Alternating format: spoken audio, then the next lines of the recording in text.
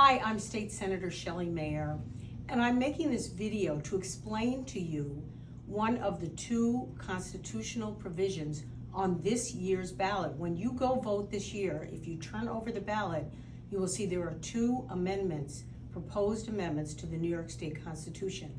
I want to explain the first one, which changes the debt limit of what is called small city school districts. If passed, this constitutional provision would only apply to school districts located in cities with fewer than 125,000 people.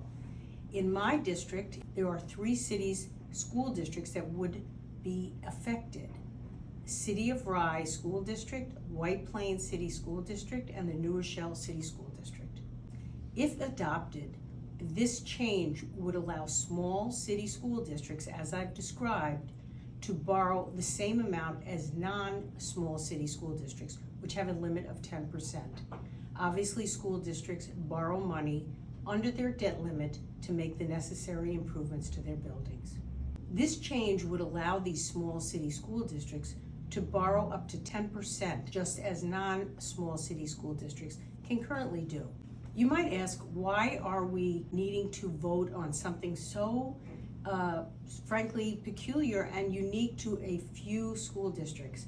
One, because some provisions of the New York State Constitution have been in place for a long time, while other provisions of the law have changed.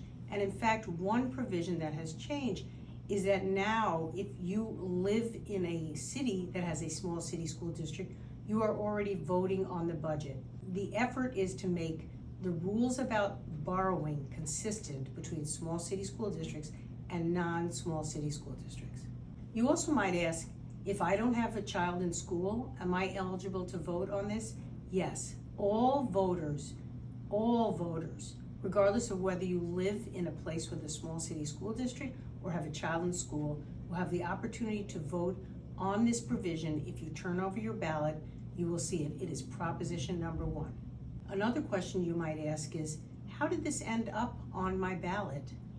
Changes to the New York State Constitution require certain prerequisites.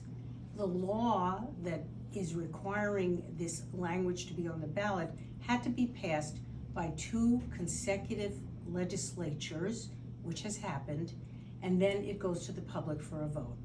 So twice the legislature has adopted provisions to put this on the ballot.